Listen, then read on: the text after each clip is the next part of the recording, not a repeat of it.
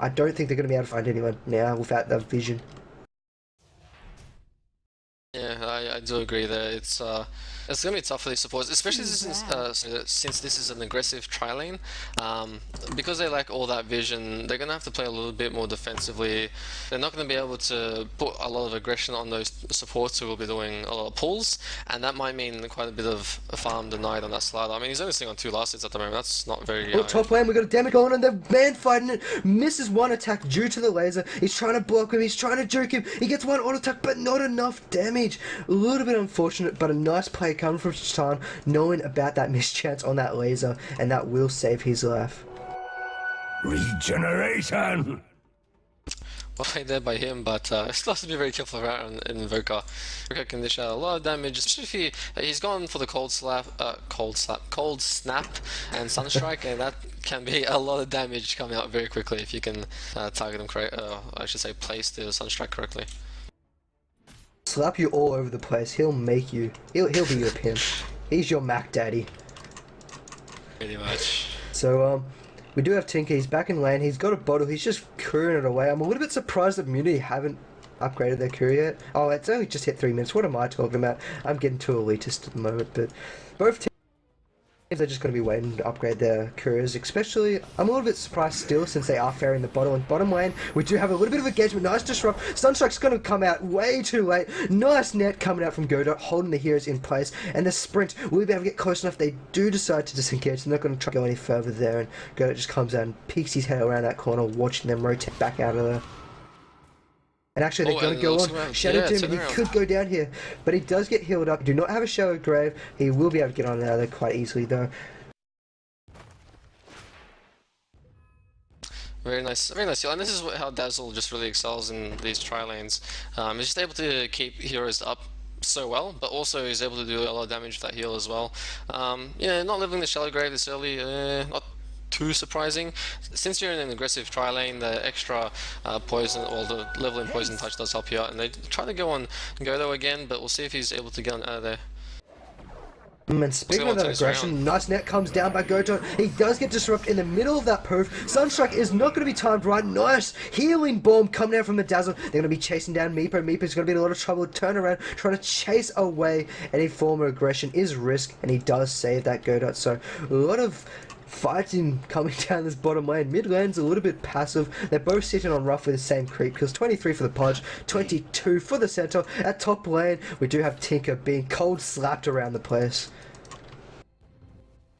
Still sitting, 7 last hits higher than the Invoker, which is very well done for him, especially since Invoker's in the safe lane. No. I mean, you think you'd have that additional damage. I mean, you are going for that Exhort build, and that offers you a lot of additional damage on your auto attacks, so a little bit surprising that Tinker has been able to slow him down, but he has been leveling up his laser, so all the mischance and must be ruining those last hits. It is 100%, so it does mean you lose a little bit of time, and I don't know if it's just 3 seconds is the duration, which can be quite well. It can be it's at the very least one last hit if you time it correctly. And now, bottom lane, once again, you have Toll. He's looking to get aggressive. He's walking up, forcing heroes off the backline. Got it, however, he now has his additional Meepo. And this is the time when you will see his XP start to skyrocket. If he can do this correctly, they've already tried to work some stacks on. I mean, you look Skyrocket Mage. He's going to be walking around the jungle, getting ready to stack up. Top lane, a lot of damage coming out onto Invoker. Invoker is not going to go down. Unfortunately, Shaitan did not have enough mana to continue the aggression underneath that tower. And Invoker is just going to try and regen up using cost alone, and that could be disastrous. And mid lane, however, balls going deep against the Sentinel. Nice hook. They will find themselves a first blood from a nice rotation coming from Skyrath.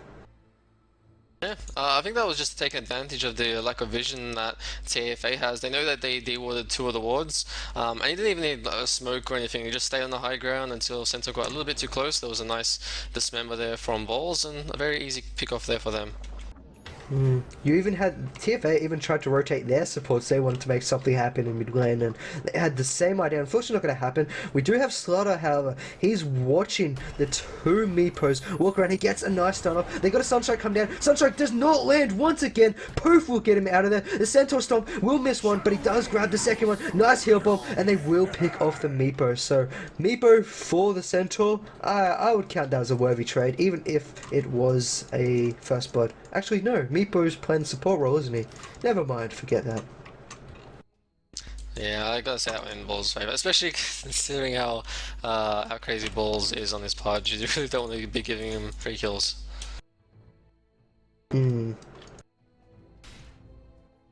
But at least you slow down this Meepo and you find something in return. That's what TFA needed. You have Risk. He's already sitting behind once again, waiting to go in this mid lane. He's got one level concussive shot. He does have a silence, and the ult is currently down by Centaur. They're just waiting for that one walk. He does go in. The rot is thrown out. There is the concussion. Silence. We have a lot of trouble coming from Centaur. He gets netted up, and he will fall down.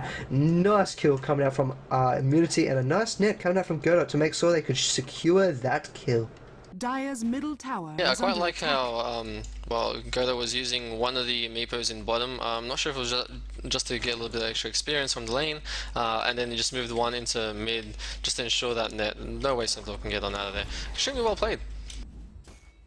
And now they're going to be looking forward to push this mid tier 1 tower. There's not too much TFA can do about it. They don't have any Dire's form of middle anti-push on tower their is side. under I mean, you have an Invoker, which can do a little bit of AoE, but that's as far as your damage go. And so if they do decide to start pushing towers, they can start pushing them fast. And we do have a rotation coming up from top. Meepo's going there. We got the Skyrath, and finally the Pudge has TP'd on in. He doesn't have his blink deck. He did decide to finish off his boots this game, and they're going to be walking on in. Meepo sees the Centaur. They finally notice each other after about a 1 second or two. The nice Centaur has popped it off. He's going to be waiting. He pops his stun. Cold Slap is coming out. He gets hooked out of nowhere. They found themselves a kill, and Centaur, he will get on out. The Sunstrike once again going to be off target. We do have a Disrupt going out onto the Tinker. Concussive shot will be coming out to slow and ward off the Shadow Demons. So they do manage to find one kill without losing anyone there. Yep, and that was just a little bit unfortunate there for Gerda. You just sent to the spot him out. You decide to rotate into top pretty much at the perfect time. At the same time, as a Meepo, if you really want to, you can always just catch up in terms of, at the very least, experience, just due to the nature of Meepo. And he's currently walking around the jungle. I don't necessarily like him having these two Meepos right here, right now. I'd like to see him maybe one sticking on top of Slicks and the other one farming in the jungle. Because one poof generally by a Meepo is enough to kill off the easy creeps in a camp, and then you can work on the last creep yourself and go from there. But he's not been able to absorb as much XP as he'd like. And you look at the net worth on this Meepo. He's currently 363. And that's that's a little bit bugged if you ask me. Because I mean, he's got boots and a basilisk. Dire's Val top tower fix. is under attack. But Yeah, I'm pretty sure the net worth for Meepo has been bugged for a while. I'm not exactly sure how it works. because I mean, you Yeah. think it would go off his main Meepo and just the items he had on it, but Dodgy chart, basically. yeah, dodgy chart. We have Balls up in top lane. He's ready to find himself a kill. Invoker, however, has already decided to back Dire's top completely tower off these is under towers. There's no attack. heroes currently visible on the map. We do have a little bit of engagement going down bottom. Slicks, he does have a blink. He does get slowed up. We do have a Centaur running on in. Stump will miss. He does get lasered. He will retreat. Then there's a lot of miscommunication here. They want to go underneath the tower. They decided not to. We might see the death of Dazzle. He needs to get off the Shadow Grave. He does get it off just in time. Will he be able to get on out of it? Will he be able to get turned around? He's still running. The Rocket TP. Rocket comes flying on through. He will heal, but the Rocket does not land on him, so he does get on out of there. And actually, Rocket picks him off in the end. That Disrupt being painful against him. That is a little bit unfortunate there by TFA. Yeah.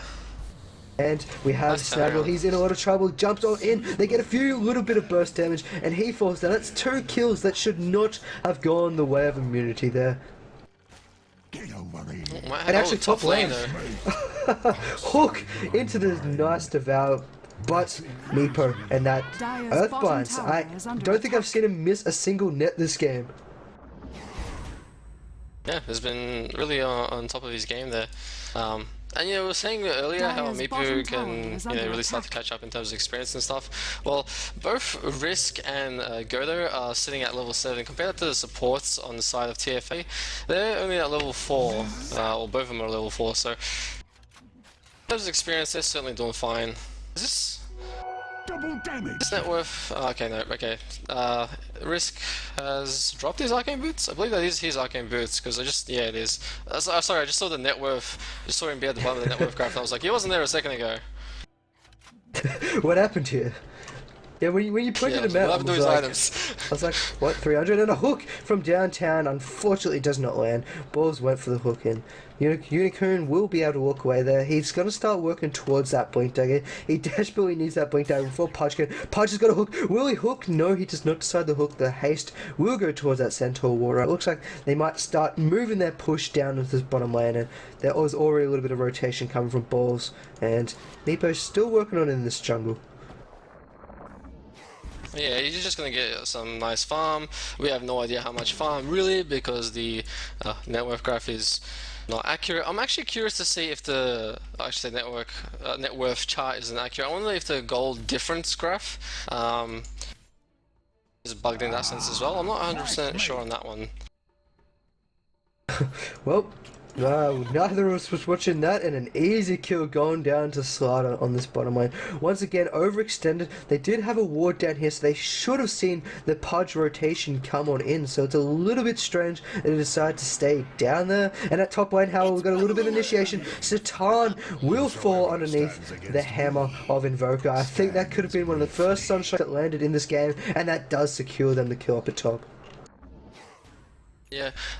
Regarding that sentry, it's possible that Balls was under the smoke of the seat. He has been using quite a few this game, so like I said, we missed them. But In mid lane, hook into Skyrla's ultimate, and then the concussive shot. This starts the endless chase, but he's got enough bottle passes to Dire's survive bottom this. So tower is it under would have been attack. unfortunate he did have the haste for team immunity, but TFA, they're not going to complain. They're happy about that.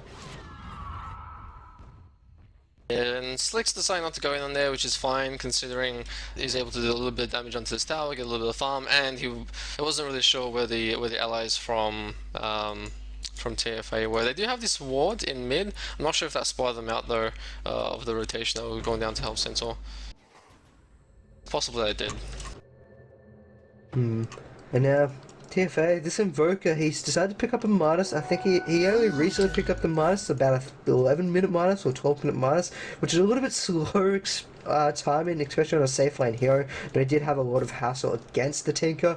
What do you feel about this minus pickup Invoker? Do you think he should have went for something such as a drums to help out the team and a little bit more of an early game item, or do you think this game will go long and the minus will pay off? Well, It's a bit tricky. I mean, when Mupo gets a lot of farm, he can destroy towers, that's for sure.